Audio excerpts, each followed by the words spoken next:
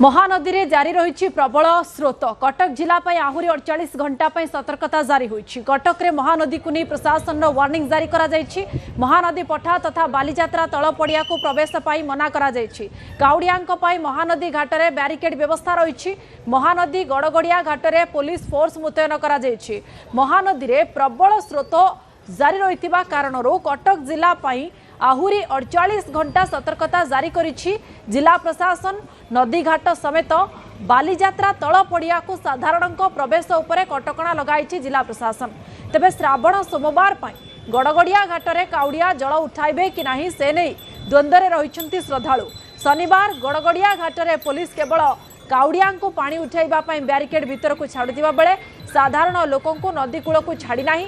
निर्धारित steel barricade मध्य काउडिया जल उठाउछंती। आ barricade दुईटी gate रे पुलिस मुतयन रहिछंती। एहा छड़ा अग्निशम एवं एनडीआरएफ टीम मध्य नदी कूल रे सजाग रहिछंती। कमिछि सत किंतु विपद जाइनि कारण नदी रे एबे प्रखर स्रोत रही एवं ए स्रोत को लक्ष्य करके जिला प्रशासन पक्षर गतकाली संध्यारू 48 घंटा जाए सतर्कता जारी करा जायछि। विशेषकर जो नदी घाट रही नदी कूल रही सेठिकी साधारण लोकों प्रवेश उपर कटकणा लगा जायछि। किंतु आमे आउ गोटे पटे जदि देखिबा जेहेतु श्रावण सोमवार रही आज हूँ शनिवार एवं महानदीर जो गड़गड़िया घाट रही सेठू शताधिक काउडिया जल उठे था विभिन्न शैवपीठ अभिमुखे जाता किंतु जेहेतु कटकणा रही तेणु से काउडिया माने द्वंद्व रही। किंतु आज सकाळे बा वर्तमान जहाँ देखा जाइछि जे पुलिस प्रशासन महानदीर गड़गड़िया घाट रे एठी उपस्थित रही एवं सेमाने जो माने केवल काउडिया आसुचंती से काउडिया को जल उठाइबा अनुमति दिया जाउछि बा सेई मानकु ही भीतर को छाड़िछि। बाकी साधारण लोकों को काहा को भी भीतर को छाड़ू नाही पुलिस। कौन सी लोक जेपली साधारण लोक नदी कूल को आसीपारे से नहीं कि जो बैरिकेड करा से गेट पाखे पुलिस जगिक रही साधारण लोकों को संपूर्ण भाव में बारण करा केवल काउडिया माने आसीबे एवं से माने ही जो निर्धारित स्टील बैरिकेड रही नदी कूल से स्टील बैरिकेड भितर ही जल उठेबे एवं एठू जीवे ए प्रकार गोटे व्यवस्था वर्तमान अच्छी।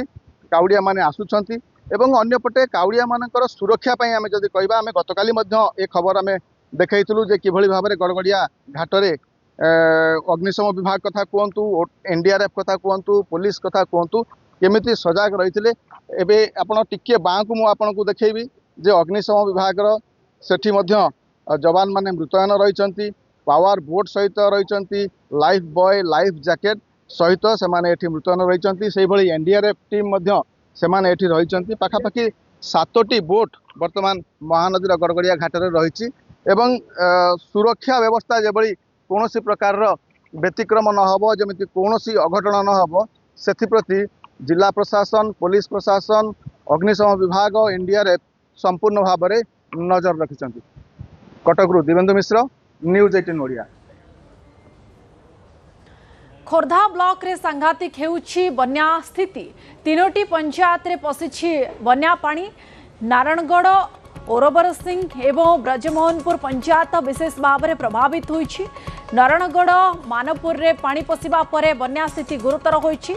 गाँव 150 रु अधिक परिवार प्रभावित होइछन्ति। किछि परिवार घरे पानी पशिबारु समस्या पड़िछन्ति। प्रशासन पक्षरु सुखिला खाद्य जोगाई दिया जाइछि। राजुआ नदी रे घेरीबंध करी समस्यार समाधान हेबो जदि घेरीबंध करा जाउछि एकथा बन्या विपन्न माने कहिछन्ति। प्रति वर्ष केवल प्रतिश्रुति मिलुथिबारु सेमाने एहाकु नै असंतोष व्यक्त करिछन्ति। आगकु एहार स्थायी प्रतिकार करिबा पई दाबी जोर धरिछि।